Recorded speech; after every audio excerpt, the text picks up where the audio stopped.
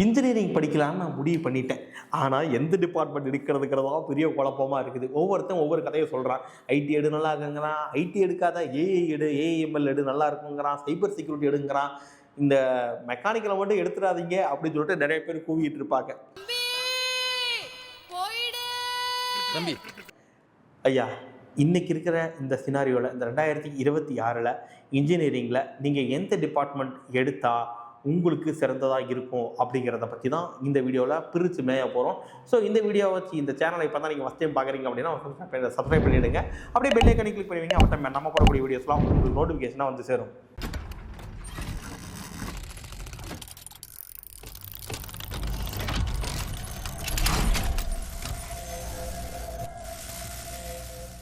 Welcome friends, உங்கள் KK எம்இசியிலிருந்து.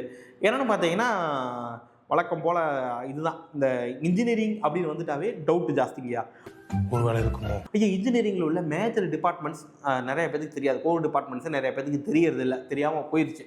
அதாவது mechanical, civil, ECE, triple E, இந்த 4 தான் மெக்கானிக்கல்லே இருக்கிற கோரான ஒரு இன்ஜினியரிங் சப்ஜெக்ட்ஸ். இதுக்கப்புறமா வந்து பார்த்திங்கன்னா ஐடி, சிஎஸ்சி, அப்புறம் ஏஏஎம்எல், சைபர் செக்யூரிட்டி, வேற என்ன இருக்குது?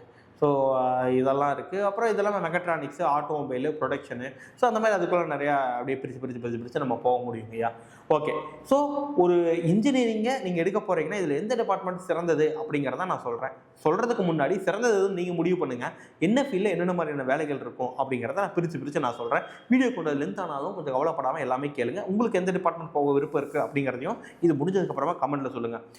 சிறப்பான ஆள் நீ ஐயா. ஃபஸ்ட்டு எப்பவும் போல் எங்களுடைய ஆஸ்தான மெக்கானிக்கல் இன்ஜினியரிங்னா, அதாவது மெக்கானிக்கல் டிபார்ட்மெண்ட்னா என்ன அப்படின்னா, ஐயா இந்த மெக்கானிக்கல் இன்ஜினியரிங் படிக்கிறது எப்படி இருக்கும் அப்படின்னா, எந்த ஒரு பொருளையும் உருவாக்குறதுக்கு மட்டும்தான் இதில் நீங்கள் படிப்பீங்கய்யா, அவ்வளோதான். இப்போ எந்த ஒரு பொருளுனா, இந்த டேபிள் உருவாக்குறதுக்கு ஆமாம் படிப்போம், ஒரு கீர் வீல் உருவாக்குறதுக்கு படிப்போம், ஓகேவா?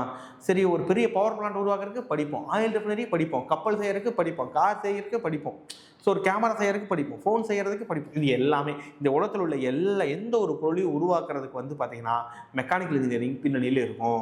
நான் நினைச்சா என் பவர்ஸ் எல்லாம் யூஸ் பண்ணி ஒரு புது உலகத்தையும் உன் கண்ணு முன்னாடி படைக்க முடியும்டா. அப்போ மெக்கானிக்கல் இன்ஜினியரிங் அப்படிங்கிறது வந்து பார்த்தீங்கன்னா, நீங்கள் நினைக்கிற மாதிரி வெறும் இன்ஜினை பற்றி படிக்கிறது, காரை பற்றி படிக்கிறது, பைக்கை பற்றி படிக்கிறது அப்படின்னு நினச்சிக்காதீங்க. அதை தவிர்த்து நீங்கள் எந்த பொருளாக எடுத்தாலும் அதை உருவாக்குறதுக்கு படிக்கிறது தான் மெக்கானிக்கல் இன்ஜினியரிங்.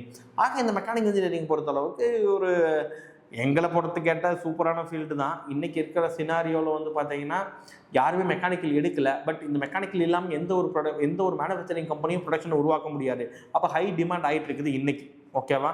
ஸோ அதனால் இது வந்து மெக்கானிக்கல் எடுக்கலாம். பட் இதில் வந்து பார்த்திங்கன்னா கொஞ்சம் அறிவு சார்ந்து யோசிக்கிறவங்க எடுத்தால் பெஸ்ட்டாக இருக்கும். அதாவது லாஜிக்காக திங்க் பண்ணுறவங்க தான்.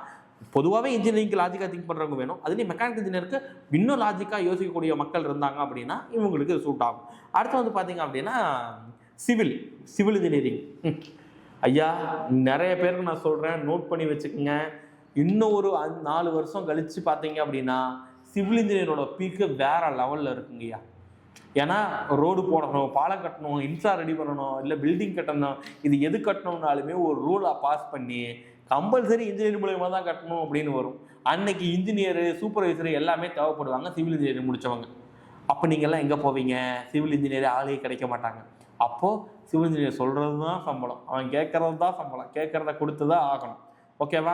ஏன் அப்படின்னா ஃபீல்டுக்குள்ளே இந்த மாதிரி சிவில் இன்ஜினியர், ஐயோ சிவில் இன்ஜினியரா, வீடு கட்டுற வேலையா, வீடு கட்டுறது மேஸ்திரியே பண்ணுறாரு, இவங்க என்ன பண்ணுவாங்க அப்படிங்கிற மாதிரி வந்ததுன்னா அந்த ஃபீல்டை வந்து சிவில் இன்ஜினியரிங் டிபார்ட்மெண்ட்டே வந்து ரொம்ப குறைவாக வந்து இடம் போட்டு வச்சுருக்கிறாங்க. ஸோ அதனால் நீங்கள் என்ன பண்ணுறீங்க அப்படின்னா சிவில் இன்ஜினியர் எடுக்கணும், இந்த மாதிரி பில்டிங் கன்ஸ்ட்ரக்ஷன் புதுசாக யோசிக்கணும், ஆர்கிடெக்ட் லெவலில் நான் யோசிக்கணும், இந்த மாதிரி கன்ஸ்ட்ரக்ஷன் போகணும், ரோடு போடுறதை பற்றி படிக்கணும் அப்படிங்கிறதெல்லாம் நீங்கள் யோசிச்சிங்கன்னா நீங்கள் சிவில் இன்ஜினியர் எடுக்கலாம் ஐயா. ஸோ சிவில் எடுத்தால் வெயிலே வேலை இருக்குமா சார் அப்படிங்கிற கேள்வியெல்லாம் வரும். ஐயா அப்படிலாம் கிடையாது. ஸோ சிவில்லேயே நிறையா துறைகள் இருக்குது, உள்ளுக்குள்ளே சப்டிவிஷன்ஸ் ஏகப்பட்டது இருக்குது, அதுலாம் போகலாம். ஈவன் கவர்மெண்ட் ஜாப்ஸுக்குலாம் நீங்கள் போகிறதுக்கும் இந்த சிவில் மெக்கானிக்கல் கோர் டிபார்ட்மெண்ட்ஸ் வந்து உங்களுக்கு பெரிய சப்போர்ட்டாக இருக்குங்க ஐயா. காசு வருமானமாக இருந்தாலும் அது நிலையான அரசாங்க உத்தியோகமாக இருக்கணும். ஸோ சிவில் இன்ஜினியர் பற்றி நான் சொல்ல தேவையில்லை, உங்களுக்கே தெரிஞ்சிருக்கும். இட்ஸ் வீடு, அந்த இன்ஃப்ரா, ரோடு, பாலம், இது எல்லாமே இதுக்குள்ளே அடக்கும். ஸோ அது சம்மந்தமான அதில் உள்ள வேலைகள், அதில் உள்ள நிறைய டிபார்ட்மெண்ட்ஸ் இருக்கும், அதுல எல்லாம் நீங்கள் வந்து போக முடியும். அடுத்து இசிஇ வந்து பார்த்தீங்க அப்படின்னா அதாவது எலக்ட்ரானிக்ஸ் அண்ட் கம்யூனிகேஷன் இன்ஜினியரிங் அப்படின்னு சொல்லுவோம். எலக்ட்ரானிக்ஸ் அண்ட் கம்யூனிகேஷன் இன்ஜினியரிங்னா நம்ம ஃபோனில் யூஸ் பண்ணுற சிப்செட்டில் இருந்து இதில் உள்ள கம்யூனிகேஷன் ப்ளூடூத் யூஸ் பண்ணுவோம்.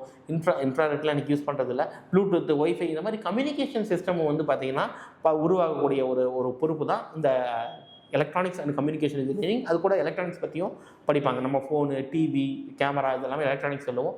இதை எப்படி உருவாக்குறது, இதுக்குள்ளே என்ன மாதிரி சிப்செட் இருக்கும், ஒரு சிப்பு எப்படி வேலை செய்யும், ஒரு சிப்பவே எப்படி உருவாக்குறது அப்படிங்கிறத பற்றி படிக்கிறது தான் வந்து பார்த்தீங்கன்னா இந்த எலக்ட்ரானிக்ஸ் அண்ட் கம்யூனிகேஷன். உங்களுக்கு இந்த மாதிரி எலக்ட்ரானிக்ஸ் சம்மந்தமான விஷயங்களை கற்றுக்கிறதுல ஆர்வம் இருந்துச்சு அப்படின்னா நீங்கள் இந்த ஃபீல்டை சூஸ் பண்ணலாம்.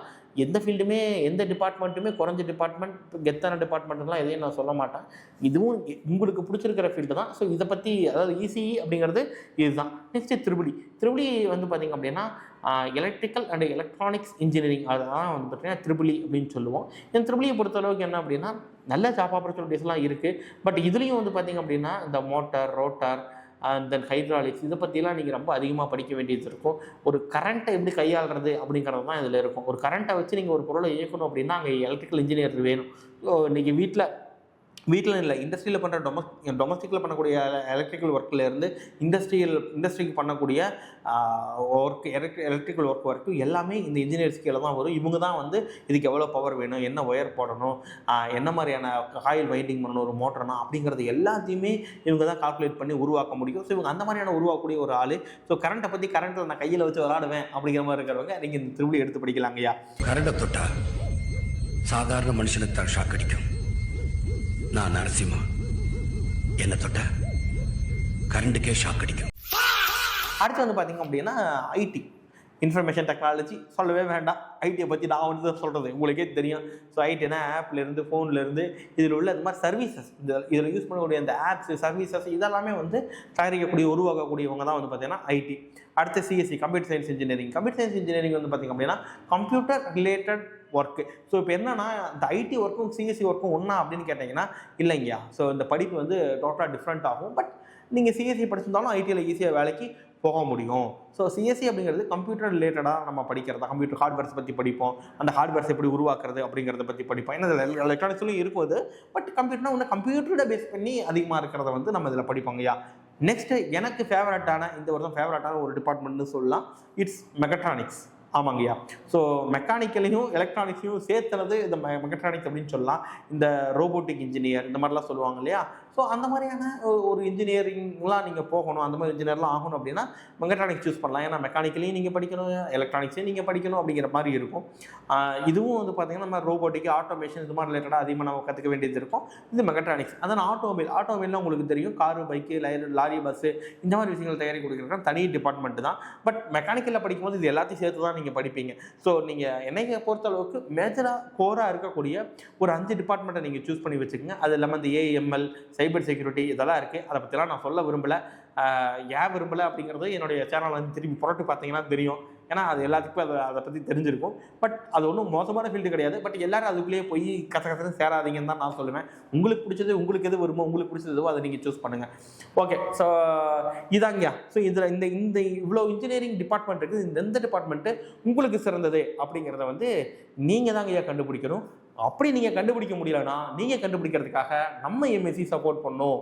இதுக்கு வந்து கண்டிப்பாக நீங்கள் நேரில் வரணும். நேரில் வந்தீங்கன்னா உங்களுக்கு சில டெஸ்ட்டெல்லாம் நாங்கள் கொடுப்போம். இந்த டெஸ்ட்டெல்லாம் வச்சு தம்பி உண்மையாகவே உங்களுக்கு இதில் தான் ஆர்வம் இருக்குது, அதனால் நீங்கள் இது படிச்சிங்க அப்படின்னா உங்களுக்கு பெட்டராக இருக்கும் அப்படிங்கிறத வந்து நாங்களே உங்களுக்கு கண்டுபிடிச்சி சொல்லுவோம். இதுக்கு நாங்கள் எந்த சார்ஜஸும் பண்ணுறது கிடையாது. கவுன்சிலிங் சார்ஜ் இதுன்னு எதுவும் பண்ணுறது கிடையாது. இல்லை நீங்கள் ஃபோனில் ஏதாச்சும் டவுட் கிளாரிஃபிகேஷன் பண்ண விரும்புனீங்கன்னா கீழே டிஸ்கிரிப்ஷனில் நம்பர் இருக்குது, கான்டாக்ட் நம்பர் இருக்குது. ஜஸ்ட் கான்டாக்ட் பண்ணுங்கள், அதை வாட்ஸ்அப் பண்ணுங்கள். ஸோ முடிஞ்ச அளவுக்கு நான் உங்களுக்கு ஹெல்ப் பண்ணுறதுக்கு ரெடியாக இருக்கோம். Thank you so much.